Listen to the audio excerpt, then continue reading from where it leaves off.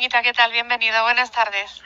Buenas tardes. ¿Cómo se está gestionando, a su juicio, esta crisis sanitaria, social y económica del coronavirus? Desde hacía muchos años, científicos, analistas, personas doctas que estudian, venían anunciando que estábamos ante una crisis de civilización.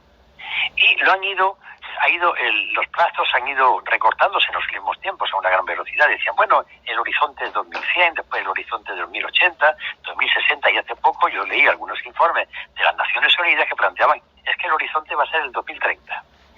Pues bien, esa crisis de civilización como consecuencia del cambio climático produce estas pandemias. Ya todo el mundo se conoce del mundo científico, y de los últimos informes que salen estos días es que la crisis del cambio climático está originando este tipo de pandemias porque hemos alterado el equilibrio de la naturaleza. Es decir, aquello que se anunciaba ya lo tenemos aquí, de bruces, y nos ha pillado de manera sorpresiva.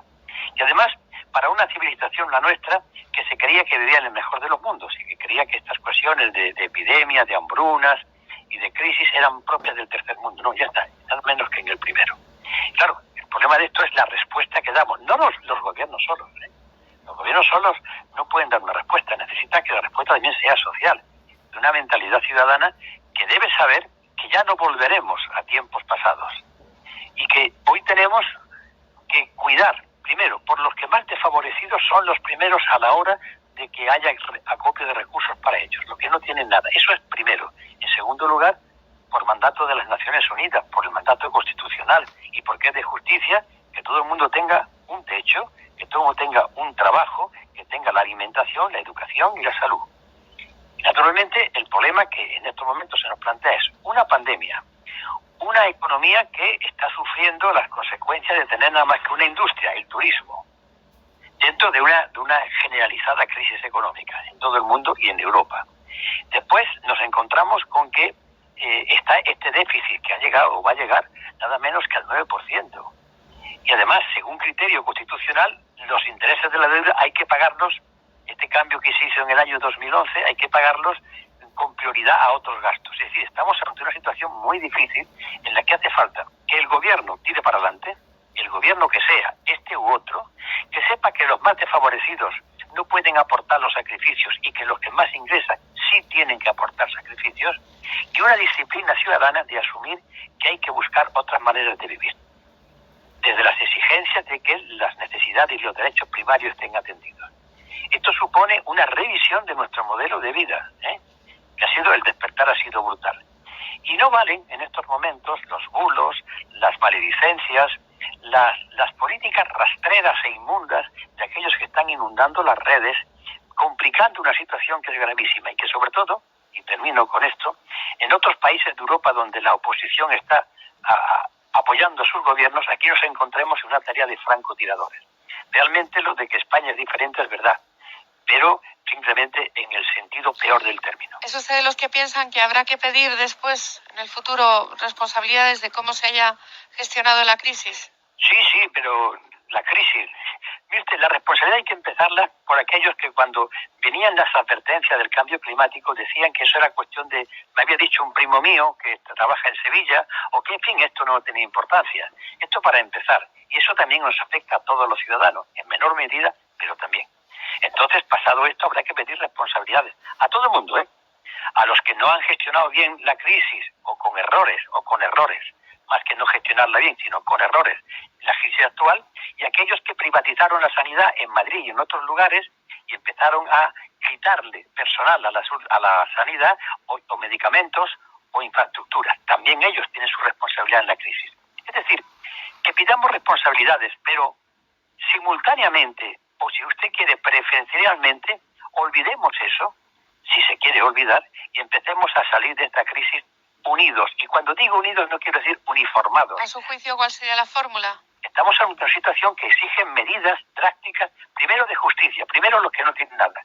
Y en segundo lugar, y esto para mí es muy importante, que todos tendremos que aportar algo, pero desde luego los que más tienen más. Y doy una cifra de la historia. En plena crisis del año 1929, el capital americano, los capitalistas, entendiendo que aquella crisis era tremenda, aceptaron pagar el 95% de sus impuestos.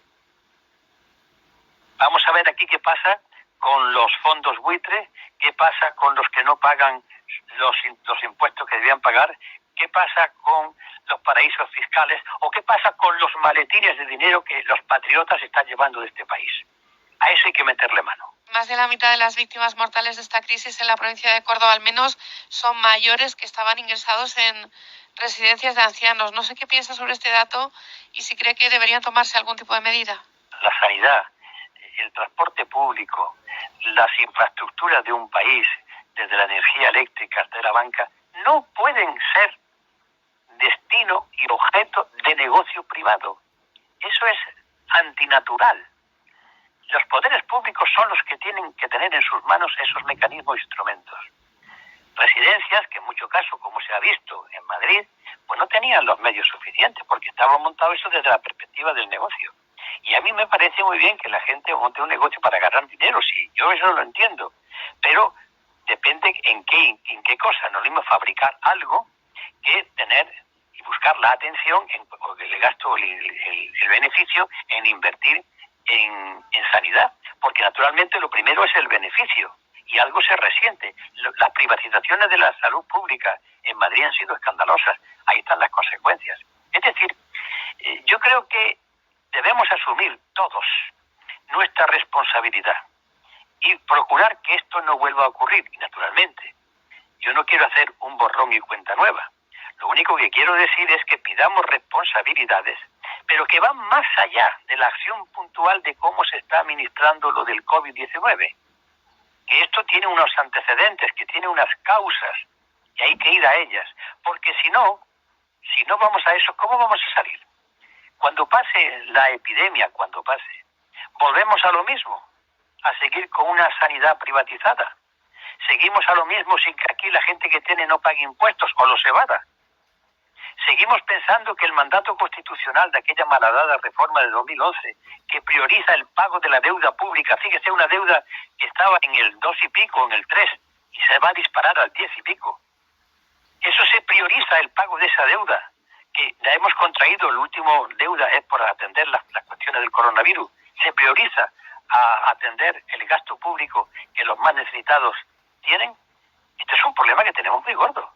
Y por tanto, bastaría con que dijeran, bueno, vamos a corregir esto. Yo creo que sería la mejor autocrítica que se puede hacer. Corrijamos esto. Lo que no se puede pretender es, a una vez que ha acabado la pandemia, volvamos. No es igual. La crisis, el cambio climático está ahí. Y nos está diciendo que no podemos seguir. Fíjese qué cosa más curiosa. En este tiempo en que ha bajado el nivel de la industria, el clima se ha ido recuperando algo. El aire está más limpio. Los animales han vuelto a los sitios por los que antes solían. Es decir, la naturaleza está agradeciendo este pequeño gesto pequeñísimo que se le está dando y además obligado por las circunstancias.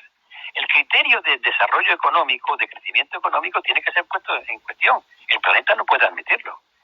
Es decir, ha llegado la crisis y pronto no podemos pretender que cuando se vaya la crisis volvemos a lo mismo. No podemos volver a lo mismo, porque entonces, cuando venga la próxima, si seguimos agrediendo al medio ambiente, será muchísimo más grave. ¿Cuál va a ser el escenario al que nos vamos a enfrentar en el futuro?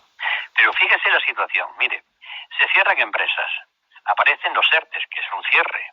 Había un paro que se ha incrementado, había una exclusión social que se incrementa, había una precariedad que no quiero decir lo que se ha incrementado, con un tejido productivo que estaba basado en pequeños negocios, en el turismo, aparte de una industria automóvil, pero nada más, poco más diría yo. Bien, esa es la fuente de ingresos. El dinero público sale de los bolsillos de los ciudadanos, bien como un trabajador, bien como un empresario, bien como un rentista. No hay otro dinero que el que salga de las arcas públicas, viene del ciudadano.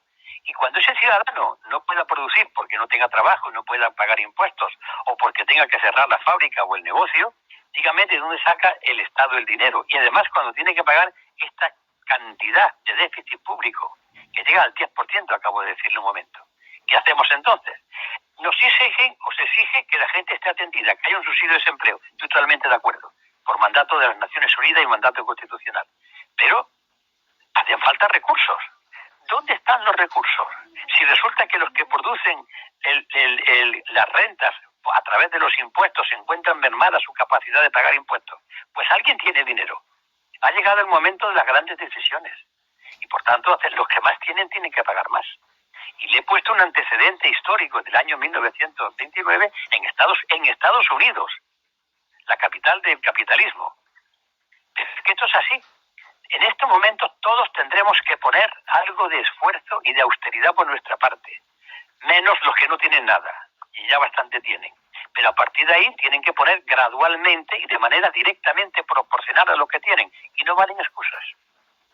Y para eso hace falta un gobierno fuerte en esto y además una población civil que lo apoye en estas medidas. ¿Cree usted que se da esa circunstancia, la de que haya un gobierno fuerte que esté proponiendo soluciones? Bueno, los gobiernos fuertes no son fuertes porque sean monocolores, son fuertes porque sus políticas sean correctas y hagan lo que en justicia hay que hacer. Y yo creo que automáticamente, cuando eso sea así, una parte de la población, entre la que yo me encuentro, estaría dispuesta a aportar sacrificios personales, siempre y cuando yo vea que los que tienen más que yo sean los primeros que pasen pagando.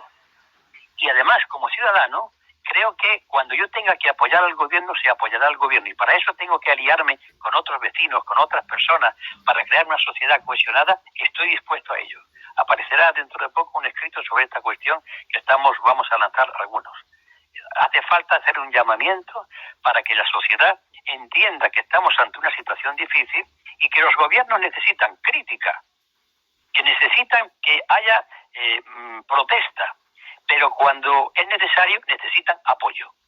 Y hay que jugar con las dos bazas.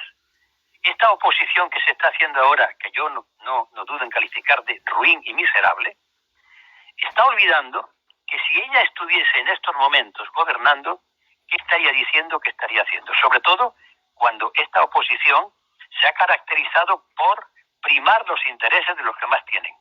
¿Volverán a hacer lo mismo?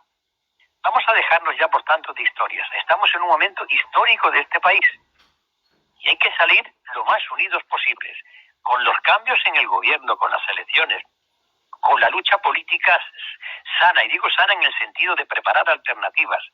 No se puede hacer política con el insulto, con el bulo, con la mentira. Eso es indigno. Hagamos política con la crítica, por fuerte que sea, con la oposición, con las manifestaciones y con alternativas.